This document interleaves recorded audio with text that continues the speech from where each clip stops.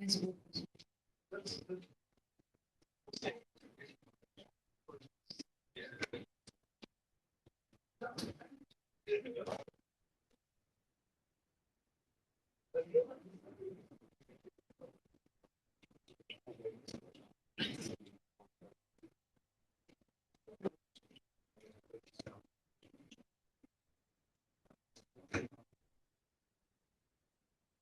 already have AI.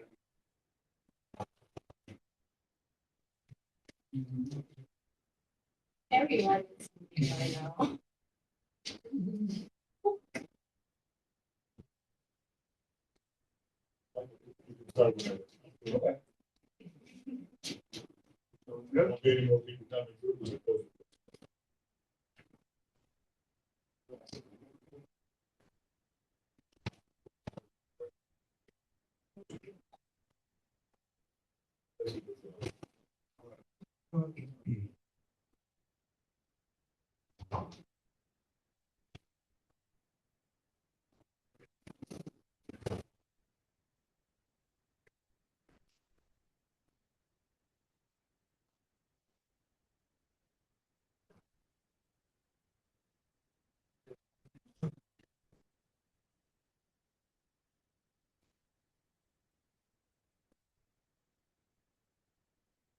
Thank you all for coming to the CS colloquium for today. I'm Michael Miller, teaching faculty here at School of Computing Innovation.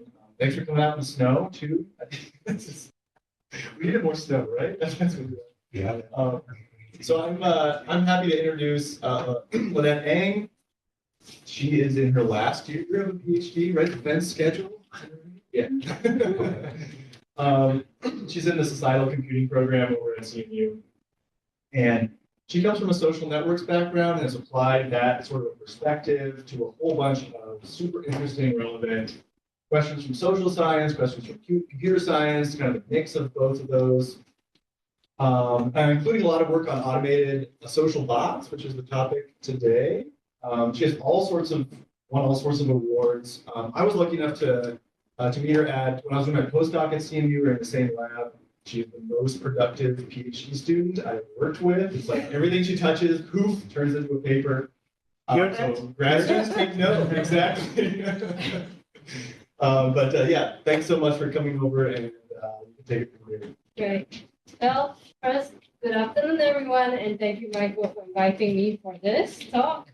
I am finishing my final month of my PhD, and yeah, in Carnegie Mellon University, I'm at the Societal Computing Department. And here today, I will present to you two of my latest papers. But before that, a mini announcement or mini self-promotion. My defense is scheduled for 11th of March at 8:30 a.m. If anybody wants, I don't know, the link, the Zoom link, or the place, because it's just down the street at Carnegie Mellon, send me an email. Or just watch out for the announcements that goes on to their websites. Right. The snow will be gone by. I hope the snow will be gone by then. Right, yes. So let's start. I'm going to talk about simulating social media bot personas with LLM-Augmented agent-based models. Right. So when people talk about social media bots, most people think of it in a more adversarial sense, like that they are a threat to democracy, that this AI spam, they flood the internet, and they are a growing threat to even advertising e-commerce areas. So it's not only the democratic areas of politics, but also e-commerce, advertising, gaming, and so forth. And also with this survey that, although it is slightly outdated, but many Americans have known about or heard about social media bots. Right. So that's basically what I study most of my PhD and my thesis. And with that, a lot of the literature now are studies that are adversarial detection. So they're trying to detect social media bots because they have done harm to something, done harm to hate speech, online toxicity, democracy, manipulated the discourse, and so forth. Right? And because of that, we have lots of progress in bot detection. So we have here I put out three like more commonly used bot detection models that have been used in this literature. One is Botbuster, which is based on a mixture of experts model. Another one is Tweebot, which is a graph-based model. Last one is Autometer, which is more of a feature-based, lots of machine learning classifiers and random forest classifiers ensemble together. So these bot detection models have been evolving and they have been like getting better and better. They can handle more data, higher efficiency, and so forth. But the problem is they are still trying to detect adversarial bots like bots that do harm. But we also know from like reading and also our own experience that bots are not monolithic agents. They are not like only just this one single piece of agent that just tries to wreak havoc on social media. They occupy a variety of social roles in social media, like they amplify messages, they also bridge communities, they repeat narratives, they announce information, and so forth, right? So the problem is with all this research, we collapse bot into just this single label, just like we collapse all us humans into just one single label. And so that makes us lose the ability to reason how automation or social media actually work. So using the human example, if I collapse all of you guys, all of us into just a single label of human, it doesn't represent how we are all so different. Like we have different genders, different interests, different stages in life, and so forth. And more importantly, when we put this bot, non-bot, or bot human binary framing together with this adversarial framing, it only leaves us with just one intervention strategy that everybody's been focusing on, or a lot of people have been focusing on, which is removal. So a lot of social media platforms, a lot of research are just like, how can we remove that bot? So what should we do with that bot? What are the policy against it? However, the reality is bots are actually heterogeneous. So we have a lot of different types of bots. And I came up with this typology after that, doing like a whole systematic review and lots of annotations and so forth. Another self-promotion, I actually drew these graphics myself. So maybe watch out for my picture book one day. But anyway, we have this type of different agents like amplifier agents, social influence agents, cyborgs, and so forth. So most people are familiar with the amplifier agent because we know that bots they amplify a lot of posts, so they always retweet, they always share their Facebook posts and so forth. Cyborgs are interesting because cyborgs are agents that sometimes they pass off as bots, sometimes they pass off as humans. And the people that actually use them most effectively or efficient and extensively are actually celebrities and politicians. So they would like have this whole chunk of things that they actually retweet or they repost other people. And then they will also have a whole chunk of things that they post that they actually write their own views on a certain topic, right? And then we have more recently, the ones that are coming out are like conversational agents, because with all the generative AI, they can actually generate the corresponding replies towards what is in the thread. And this is actually really common on places like Reddit. And that's really interesting to see how the bots will talk to humans or integrate themselves into the human ecology and information ecosystem. Right, so I mostly use a social network / graph theory perspective to study some of these these agents and these bot agents. So here are some examples of how the graphs will actually look like. So what I do is I plot an all communication graph whereby the nodes are basically the agents themselves, and the links between the nodes represent communication. So for example, in X, a communication would be retweeting, replying, and quoting. And then in Facebook, the communication would be like replying, tagging, sharing, and so forth. So that's kind of self-defined. So in this case, here are three examples from my work about these three bots in the form of a graph. So in bridging agent, it's a little also not very clear on this screen, but if you can see the read stuff, it's right here in the middle. And basically what they are doing is they are bridging they're communicating between two groups of users. And these groups of users, we find them out by applying this clustering algorithm called the Bing clustering algorithm. So they are trying to, like, in a sense, they're trying to bridge the topics and the narratives of the users to each other. The synchronized agent here is basically they have a core group of users and then they just keep, in this case, they keep retweeting in a macro fashion. So like it's like a telephone thing that they keep retweeting the same group. And for social influence agent, this is one of the agents that I find is most interesting. So basically you see that this guy is a guy that we are looking at, and then there are a couple of these agents here that would like exert pressure on that guy in the circle, and it will cause the guy in the circle to like change the stance of what they're posting on social media.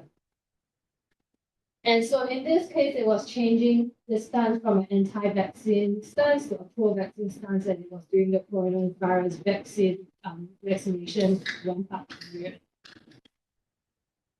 Right. So then with these as a setup, we can ask some research questions about more agentic bot research questions. So the main ideas is what happens if these different bot roles interact?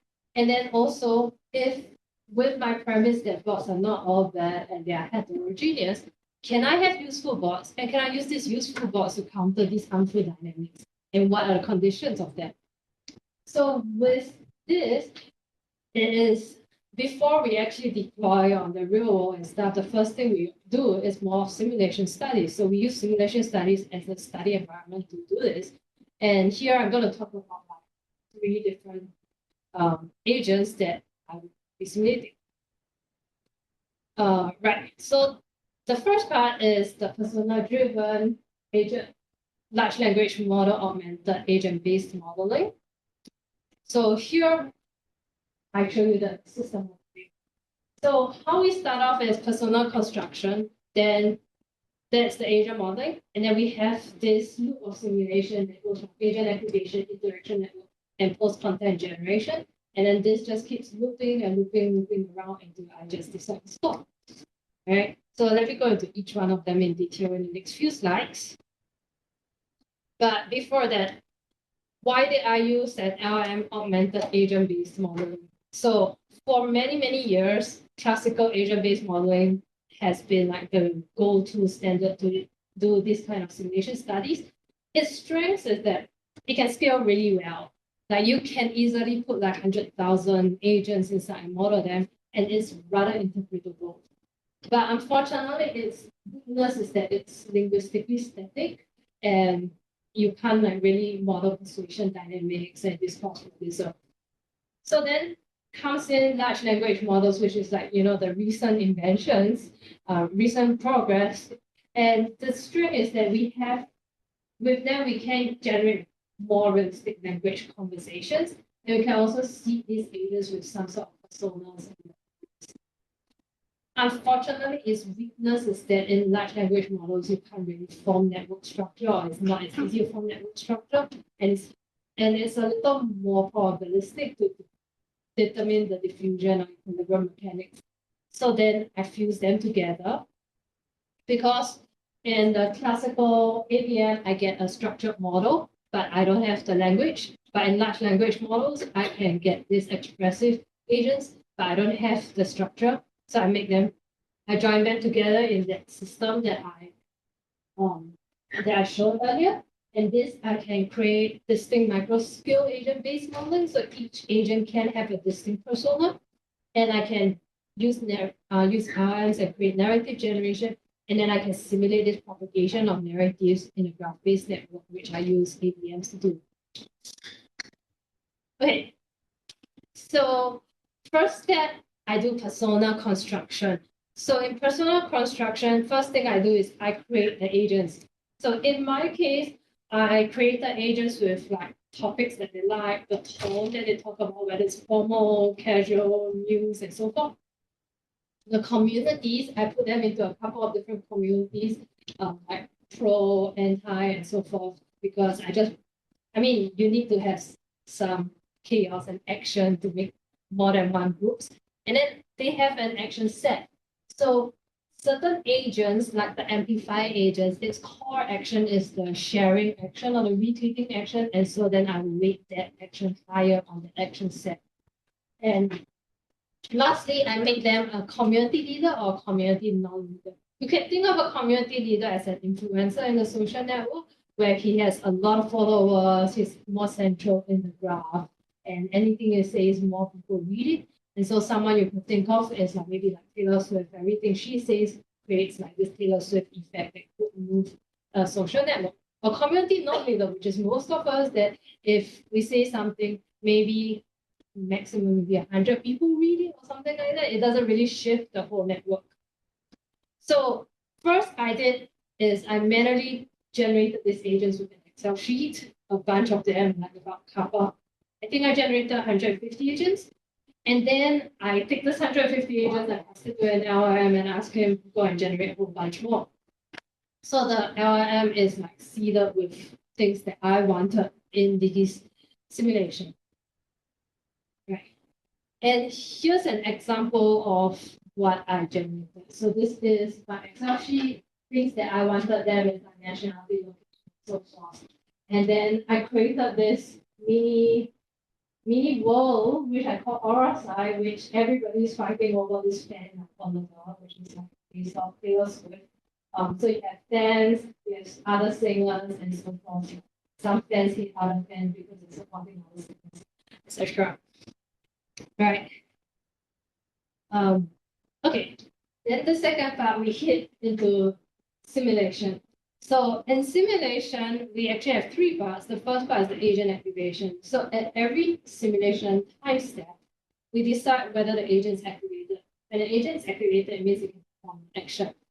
So we activate them probabilistically to reflect the stochastic posting rhythm of empirical social graph. And from the first step, each agent persona has a predefined set A. For example, an announcer agent, amplifier agent, they have this predefined set. And then when they are activated, the agent will select a topic, and this topic, the topic that they select will be corresponding to an equation which takes in consideration their seeded narrative preference, which is something like their interest. So whether the person likes music or likes sports or something like that. And then the memory of the recent interactions, and then also probability or a popularity of the topic. So if the topic is very popular, it's more likely that even if you don't like it, you will actually look at it, maybe respond to it. Right. Then after the agent decides his topic and so forth, he would interact with other people. So in this case, when this paper was published, I was only modeling the X social network, but now I can model the Telegram network also. So they interact with each other via like retweets, quotes, and replies. And how they choose the other agents that they're going to interact with is a mixture of preferential attachment, community leader, and randomness. So preferential attachment is a graph-based choice based on the weighted relationships of our friendships and narratives. So for example, Michael and I are friends, so our weight is higher, which means that if I come into this room that I don't know anybody, the first person I'm likely to talk to is Michael rather than someone else. But at the same time, community leader plays a part, because if someone really important was here and I come into this room, there's a good chance I would also want to talk to the important person. And the last one is random. When you go to a social event, sometimes you just talk to a random person. Right. And the last bit is after I select the interaction network, I select like whether they're activated, what they're activating, we generate the post. So basically we would feed, this is an example, not the full prompt, but this is like a partial prompt. So we feed the LLM a prompt condition of their bot persona. So we tell them that he's a bot or he's like a human on X, and this is his persona. So I feed in everything I created in part one, and then I tell them they'll be posting on the following narrative, which is the narrative to select an agent activation. And then the last three messages that have been posted on this narrative, what are the people that posted and so forth. And then in keeping persona, make the post sound like a tone. So this would generate me a social media post. Yeah. Right. Okay. So here is a quick illustrated portion of a network. So that was generated also right there. You can see the graph, an almost complete graph of that is almost complete graph as part of a whole network that we are generating something of the conversations around this human agent, Lynnette, which is a fan of the singer in the core of my scenario. And basically, we have, say, news boards, engagement generation boards, and chaos boards in this example that are actually tweeting and tagging him. So his original post was something like, OMG, can you believe all of us so close to winning? And then we have a news board which says something about how incredible is Adele that continues to lead the charge in groundbreaking cinemas. And we have the engagement generation bot, which tags this fan because he wants to generate engagement. So if I tag someone else, then the person's likely to respond, read it, and so forth, about saying, oh, all of us unstoppable with 3 exclamation marks, trying to hype it up. And lastly, we have this chaos bot, which I did not go through earlier, but the idea of a chaos bot is this bot that just create chaos in the system. So in this case, the LLM generated something about flashpox outbreak with disease watch and so forth. Right. And so then the question is, I managed to generate all of this. How realistic is this network? And so I had to compare against like a whole bunch of stuff. So I compared it with the tweets that I collected from X. And these tweets come from like 2 million users and about 5 million tweets. What I did was I compared the ego networks of the generated bot and humans to the real world networks of bot and humans. So what ego network means is that if I am the ego, I'm the center of the network, and then we want to collect the people, we generate a graph of the people that are connected to the center of the network. So we compare these two. And there are 2 sets of comparisons that I did. First, if I vary the prompt specificity of which generates the post, and this affects the topic selection, whether the agent will latch onto the topic or not. And then second, if I vary the preferential attachment criteria, because this affects the interaction mechanism. Right. So here, let's talk about if I vary the preferential attachment criteria, which is like this one here. So generated metrics are close to real metrics in terms of if we have like maybe 60% preferential attachment, 30% community leader, and 10% random interactions. So after we generate this, we compare a whole lot of network metrics like degree centrality and between centralities and so forth. So what this tells us is that 60% of the time we are likely to respond to a post of by our friends, and then 30% by a community leader, and 10% is just random people. And if we talk about prompt specificity, I find that if I create a general interaction prompt, it actually does better. So my general interaction prompt was something like generate tweets authored by blah agent with this narrative and this interaction patterns. This network comes out a lot better than if I specify, like method 2, I specify which other agents you interact with, and method 3, I specify how many times he's going to interact with this number of other agents. Like interact 5 times with Lynnette and interact 6 times with Michael and so forth. And that don't do as well because it creates a two-clutter network because the LLMs also take it too literally.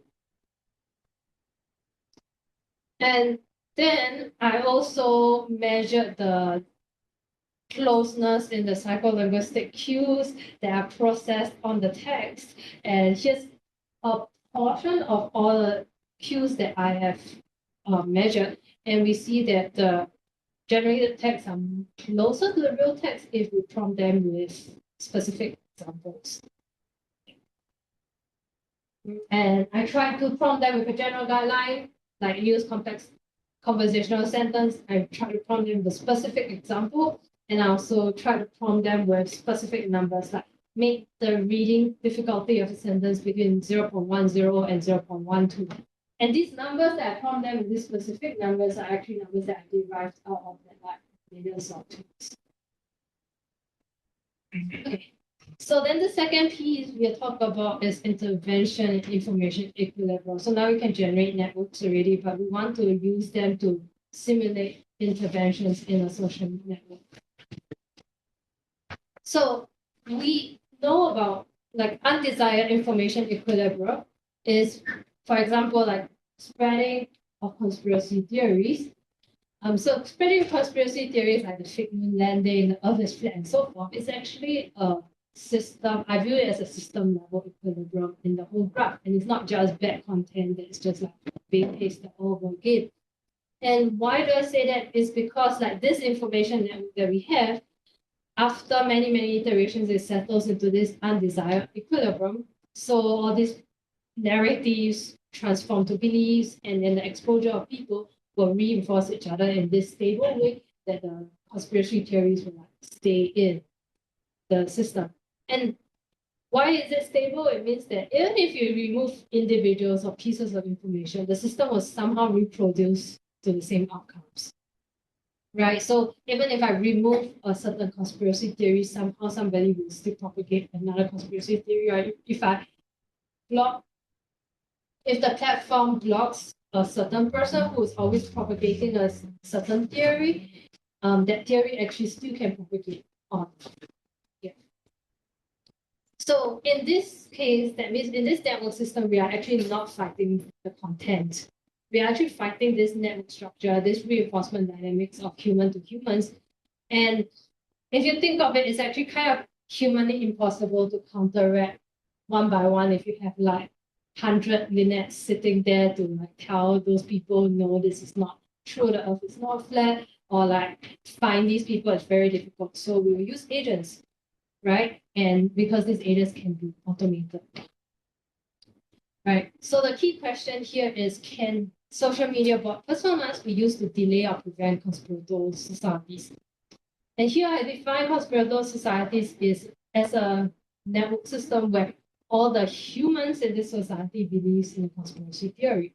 Doesn't matter what conspiracy theory at this point, it's just a conspiracy theory. So talk about using pro-social automation. So using pro-social social media bots as cyber-social agents. So the idea is if I can use a content generation agent, I can seed accurate narratives early. And if I use an information correction agent, I can provide corrective information reactively. So it's both like a proactive and a reactive approach. Right? So currently a lot of literature, we talk about using active individual persuasion. So I go and persuade someone else, hey, this is not the correct fact. And then we do some sort of argumentation in terms of like fact checking and trying to change their minds and stuff. But what I am proposing here in this study and this book is to nudge the system level dynamics. So I want to like reshape this exposure pathways of what information you're being exposed to, and these small little local conversations of your ego networks. So instead of how can we remove bad actors, how can we remove malicious bots, or how can we change your mind to like, if you're anti-vaccine, can I make you pro-vaccine? What I'm saying is, how can I change the conditions under which my desired narratives will dominate, right? Okay, so I modeled two intervention strategies. The first is proactive, which I use good messaging bots for content generation. Second is reactive correction, which I use information correction bots. And what I did was I varied the ratio of bad messaging, good messaging, and information correction bots. And then I analyzed the time taken for the network to be flooded with bad messages, which is like conspiratorial society. So here's an example or screenshot of how it sets up. So the initial setup is there where there are some like orange humans, some red humans, and then when everybody is red humans, they are kind of bad. They really believe in the conspiracy society, in the conspiracy theory. Here's a quick overview of the system dynamics and diagrams. So first, I start off by creating a set of agents. I have good and bad humans, good and bad bots, and then I have information correction bots and good messaging bots as part of the good bots. Then step two, 2, 3, 4 basically is a loop, and then we would have a stop condition. So in 2, we have information generation. So good humans, and good bad bots will actually generate certain types of information. Information consumption, which is if the information reaches to you via the network pathway, you will consume the information. And then information propagation, you will also have a probability whether you will disseminate the information to the other people that are linked to you via the network. And then we have a status update. So in this case, the simulation will stop when all the humans kind of become dead. So when I implemented this based on a whole bunch of stylized facts from in literature. For example, the link probability of the small one network, and how they are set up, and how many posts that each agent would generate at each time. So about the simulation results, the first thing we are going to talk about is bad humans. So if we have bad bots. So if we have bad bots and we look at the bad humans majority, which is going to a conspiracy society, because all bad humans, which is a conspiracy society, we look at the red line. So what is saying that if we have malicious automation, it actually destabilizes society fast and lets you tend to conspiracy society fast. Like, yeah, we know that, right? And regardless of how small the proportion of agents are, it always happens. Like this always converges. And by small, I mean like 0.1% or 0.1% of the number of humans. Sorry. Yeah, 0.1% of the agents are bad bots. They will already tend to a conspiratorial society. Right. And so then when we look at the blue and green graphs, we see that useful agents, which are the good ones, good messaging and information correction bots, they can delay convergence to a society, to a conspiratorial society. So it takes more time steps to converge. But interestingly, if we have 1.6 good bots compared to 1 bad bot, we can actually prevent the convergence. So the system doesn't converge, it actually diverges. So it doesn't do a conspiratorial society. Okay. Now, if I do this, which I plot the response surface curve of proportion of bad bots, proportion of information, correction bots, good bots, and bad humans majority, we basically are doing this to compare whether I should use like good messaging bots or information correction bots. And then we see that good messaging bots are a bit more robust than information correction bots. So so basically this, when we see the information correction surface, this is okay, and this is more good messaging is more complex, and actually the number is closer to medium, which shows that an information correction that's diminishing because of the saturation. So it's complex because it helps a lot, and then it reaches this peak, and then it doesn't really like increase. But for good messaging, it seems that interventions scale more predictably.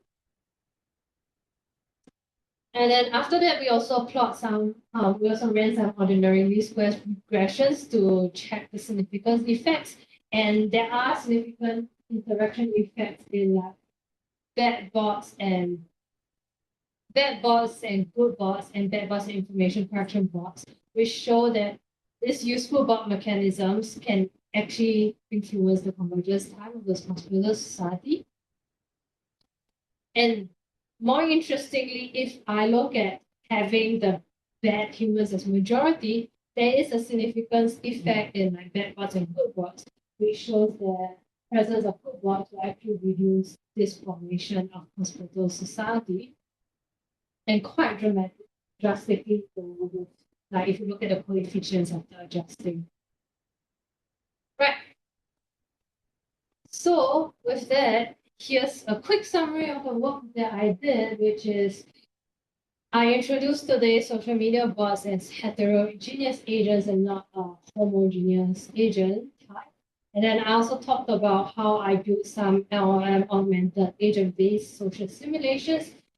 And lastly, I talked about how we could use these good agents as interventions to and information to tilt the equilibrium, and the studies that I did for using good bots and information correction bots.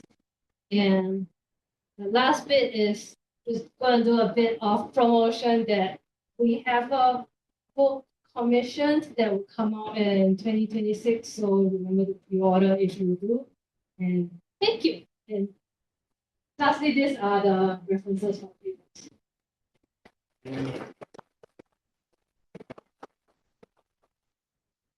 We have some time. How come? No, go ahead. I always thought you had your hand up. No, I was. Okay, maybe, thank you. So, first of all, wonderful work. Congratulations on such an amazing body of work, including a book out of PhD. Research, I saw a lot of parallels with how viruses spread, like particularly around, like, and then one of them was even a net logo simulation. So it brought me back to 2019, 2020. The question I had was like, the assumption is that exposure to information is influence, right? That's the underlying assumption that you have here in your model, right? That if there is an exposure, like if I get an information, I'm gonna sort of be spread or indoctrinated or by it, right? Oh no. Sorry. So this part I did not really make it clear. So for my model, it's not just exposure, but it's multiple exposures, and then there's a probability of change of opinion. And the probability of change of opinion is basically from one of my previous work that I did not present here, which I constructed a social influence model based on the Franklin Johnson model, where whether you change your opinion towards a topic has both endogenous and exogenous variables. So endogenous variables is whether I'm convicted of the topic or of that belief or not, and exogenous variables is the network pressure, the social pressure. And so it was also the same set of data. So using the same set of data, I found people that actually changed their expressions online, and I modeled that with like a machine learning model and we ran regressions on it. So I used that parameters into these systems. Okay, that helps a bit. So so if you change those parameters, then the ratio of Correct. would also change, right? Yeah, it would change, but for this case, I am basing my simulation based off that same event and data. Okay, thank you.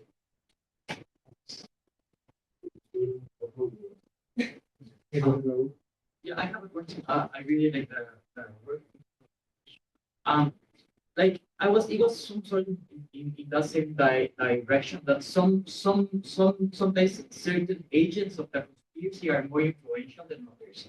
Was there some sort of simulation, or can it be some sort of simulation in which that agent gets exposure to the ridicule of their ideas or something, and that way that ridicule or that the debate of something which he gets very publicly viewed as a ridicule, and then that information gets passed. I'm thinking of the debates or this sort of ways in which people try to fight the conspiracies. Right. So there's one assumption that I've made in this space, that if you are an agent, since you are automated and programmed, you will not change your image. So if you are going to spread a conspiracy theory, you're just going to spread it, right? And the second assumption is that the ridicule of other people, or like whether other how other people respond to you does not affect you because you are automated and programmed. But I agree that if that the reaction of other people can actually affect that agent itself. And that one I didn't cover. That one is more covered in the LLM-based version because in that version, people actually generate text in humans or agents that actually generate text in response to what they are reading or what they're interacting with. And that could, if those texts could either overpopulate the system to, make that idea more populous or underpower that idea. Is there also another assumption that all the robots are functioning properly? Sometimes people program something and then it doesn't behave as expected, right? Yeah. So that's if also you see another any of that assumption. in real life, Yes. So I do see that in real life that some robots don't function properly, but in this, because of the simulation, I'm assuming that it functions properly. everybody bloody in that's like they are mean, right? There was supposed to be something else there and they didn't Yeah. even know it, right? So.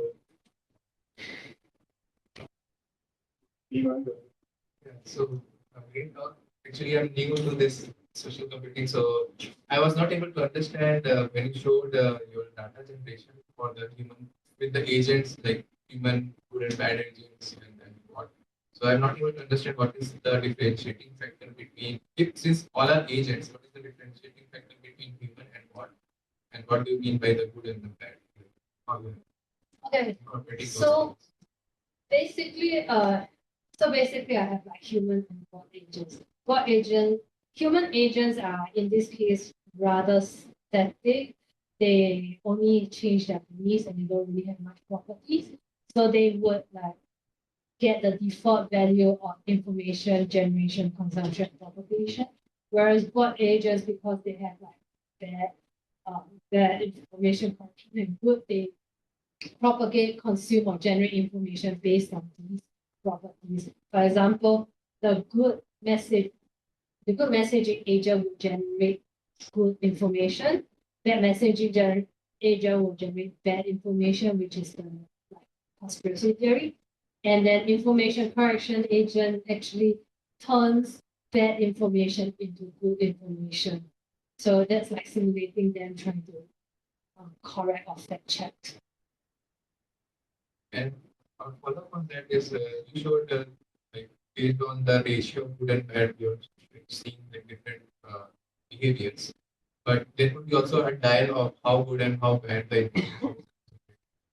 So Right. So in this in this in this simulation, I'm assuming that every information has equal weightage of goodness and badness, and that really is to simplify this simulation at this point to study more of the dynamics of information spread rather than at the layer of the goodness and badness. But then if you're looking at the goodness and badness of the information spread, it will probably be similar in terms of like you just need to add certain parameters to account for that, and that will probably give you an idea of how that goodness or how better goodness information would propagate.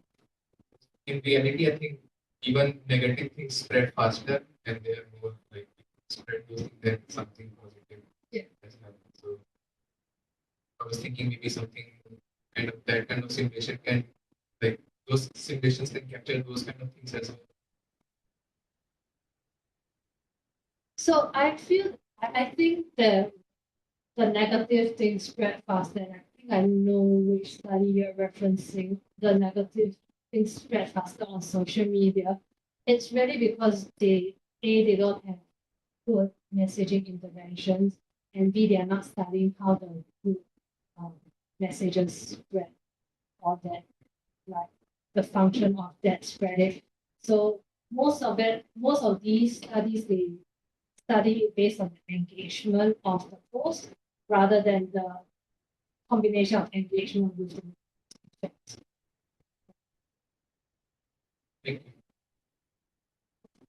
So do the humans know that the bots are bots? That's the fun of it. Well, why not? Because I'm thinking in maybe a year or two or a couple of years, you would go on social media and the bot will be talking to you and you don't know that that's a bot because the generative AI technology will be so good. In fact, a good number of time now we go online and we're like, are you sure this is a human? Do you think this is a bot? And we are not super sure ourselves either.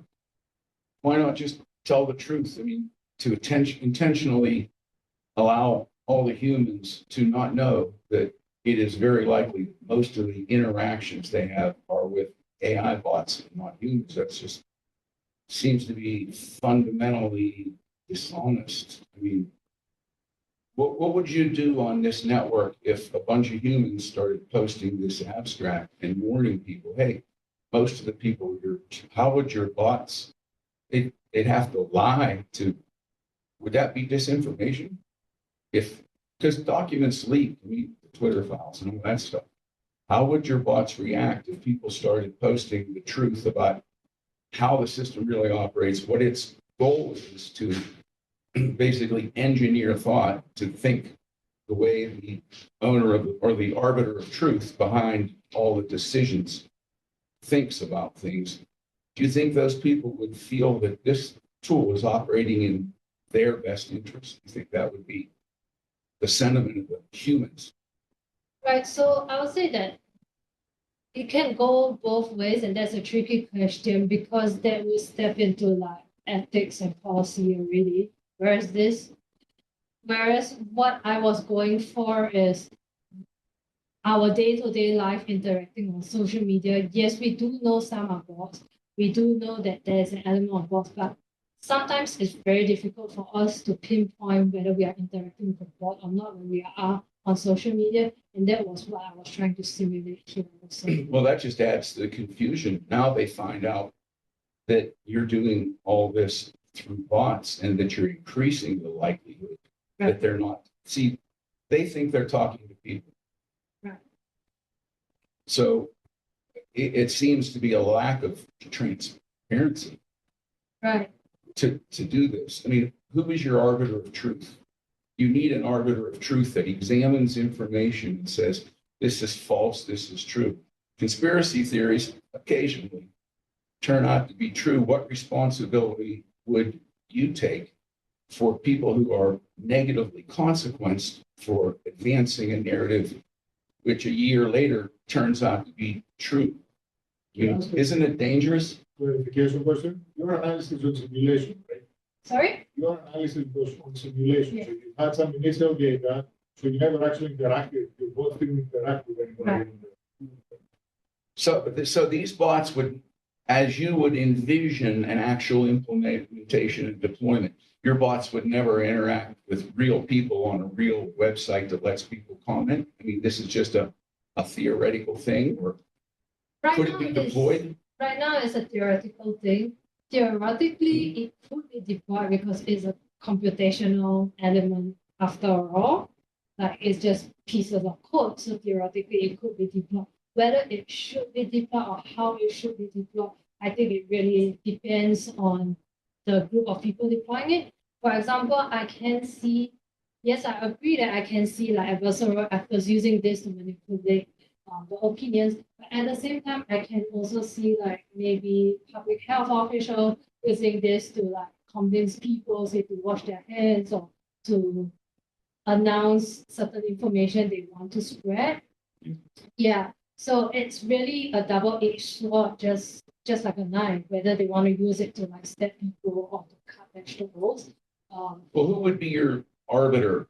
I mean, who or what would be deciding what is a good, a true thing? Because the people that you're going to hand this to, people who would implement this, they wouldn't be like little people, underprivileged people. Right. You know, they would be the people who are the powerful billionaires who run the biggest websites, and there's a powerful risk that they could use this to advance their narratives, you know, which keep them in power. And, you know, like if the White House saw your thing and they announced they're going to use this, I mean, Okay. would you be good with that?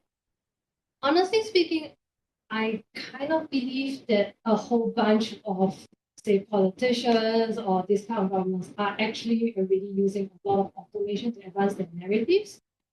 For example, in like the Indonesian elections, I studied that like last year, the three biggest parties are actually using a lot of these bots and automation in similar circumstances to actually not only push out their campaign objective, but to smear the other campaign. So the thing that I'm putting forward is that if other people are going to use it, for you to counter it and to be faster than them, you should think about using automation. Essentially, the best defense is the best But this offense. isn't a tool that you make for the people. This isn't for the people. This is for the owner of a platform. Those aren't. No, little people. it could be a tool for the people. So you could distribute this to people and then they could put it on their computer and it will spread bots onto that website to do their own version of, Right. that would be interesting. I don't see why not, because currently it's bunches of Python code. Almost anybody can run those code. Someone like myself could use it to like influence everybody. Hey, this is my research. A school could use it to promote themselves. E-commerce companies could use it to promote their products and why it's better. But whether people use it for like good or bad, that's really another story. Okay. So the whole world would know and should know already that it's quite possible that in the near future, most of the interactions that you have are transparently could be bots. We should all be aware of that. I would think so, because almost I would think a lot of companies, governments, organizations are already starting to embrace the use of bots automation to promote their stuff, to counteract information, to sort out like fact checking information. In fact, even the BBC News uses some bots to put up like their news headlines on. So whoever is running the website, controlling the website is the arbiter of truth because they can program the bots to whatever they want. Right, yeah. And the question becomes, is it legal by, let's say, Facebook standards to do this kind of things? In some cases, it says, no, it's not legal, or you have to disclose. So there are some things that you have to. Yeah, I think disclosure, just so everybody's on the same playing field, would be a good starting point as a fundamental Right, principle. definitely, yes, maybe disclosure would be a good starting point. My core statement here that I'm saying is that since there are people going to put out like malicious bots anyway, why not us think about how we can strategically put out good bots for the use that we want? And just to close this, just to think of, I mean, everybody knows the old cartoon of a dog on computer saying in the internet, nobody knows that you're not a human, right? So replace dog with bot, and we're in the same place. So if you are through the internet, and even it's not now, but it's very likely in the near future, in-person meetings become more important because you don't know if that person is there, or they put a AI video generation software to go on a Zoom call with you to try to sell you something, right? So, and they are positioning somewhere else. So that's why, unfortunately, things are evolving much faster than what the ethics and, policies can do. This kind of work sort of analyzes what are the limits of what can be done. Well, transparency and, is the only thing we have right now to mitigate that. Just so everybody knows, you might be talking to a bot. So like took away I guess we're information figuring that literacy, out now, yeah. Like, All took the, away information literacy as the other thing other than transparency, because transparency rests on the onus on the platform owners, whereas information literacy at least takes control over like as a in-person. yeah, I'm not sure what you mean by information literacy, but being able to tell if it's supposed to be true, then therefore it's not Oh, true. Like yeah. this kind of thing, understanding. oh, yeah, Where recognizing it's coming scams from. and It's stuff. like if someone from a very obscure website says, this happened versus, 5 other, versions you see, there are all different, I got a friend request the other day from a very famous person, and, clearly it was not them, right? I mean, you look a little bit more, like, how? And then there's a, I didn't, There's an easy solution, but it may be very difficult. So this is no different from the people you're talking about, except you're the good guys, basically. No, I'm the neutral guy. If you use it for bad, then it's on whoever uses it for bad. If you use it for good, it's on whoever uses it for good. I'm just telling you that with this study, you don't have to. We can use automation to counter like the bad messaging, or use automation to counter the messaging rules. And we don't, because a lot of times when we think about social media bots, we always think of them as bad, and they spread bad messaging and they manipulate the discourse. But then my idea is that we could also use that to manipulate the discourse back to ourselves. We could use it to information correct and so forth. But we have to use it strategically, like placing them in a network and how do we place them. So your work is essentially determining how, if you were to use it for good, how would you, what ratio, the system dynamics and interaction. Right. So my question is, like, given that some humans might negatively react to bots, how would having some be transparent affect the dynamics of the system? I think for those that are transparent, it can go two ways. One way is that some humans might react better to them, means they are more likely to consume the information or propagate the information. But the second way it could go, which I've been thinking about, is that it doesn't really matter, because when you are scrolling through a social media feed, you only see the name and the picture. Sometimes you see whether it's verified or not, but sometimes you go so fast you don't exactly know, unless you like take a closer look into it. So it could really turn out to kind of be the same. And that's an experiment that I will have to do. Thank you for the talk, thank you for coming. I have one question on just the idea of the equilibrium. Because one of the dependent variables was like all of the humans in the starting state are bad humans, right? That was one of the starting states. No, all humans are good. Okay, that makes more sense. Yeah, the starting state was all humans are good. Then the bad bots are the ones that see the bad information. And then if it was only bad bots because there's only one kind of information in the system, then it would tend to bring everybody, all humans being bad. Yeah. So then, like, can we use like good bots and information correction bots to counteract the effect of the bad bots? And what's like the proportion and the centrality that we have to use in this graph to actually counter them effectively?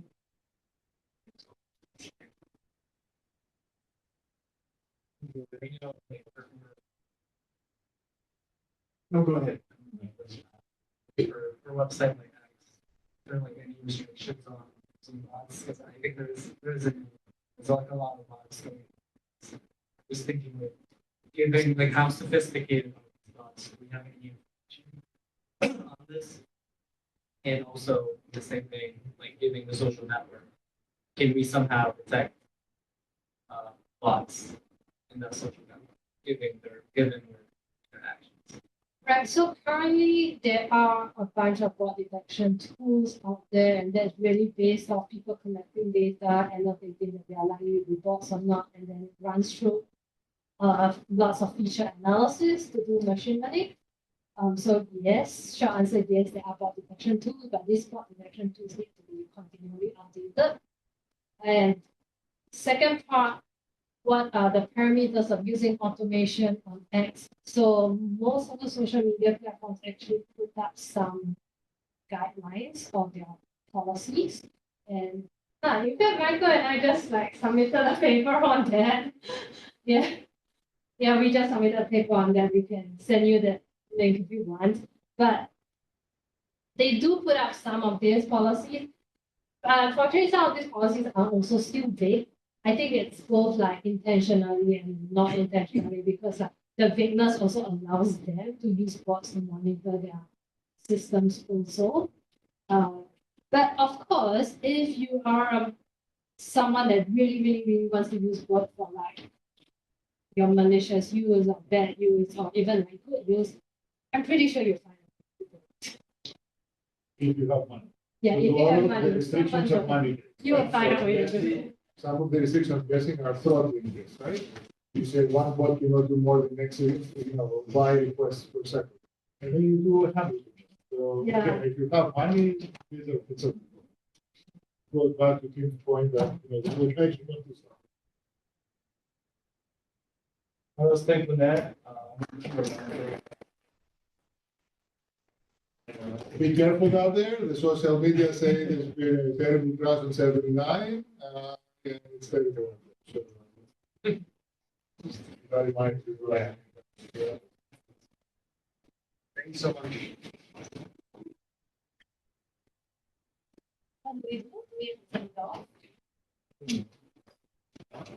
Stop. I can log. Yeah, if you stop the end meeting, yeah.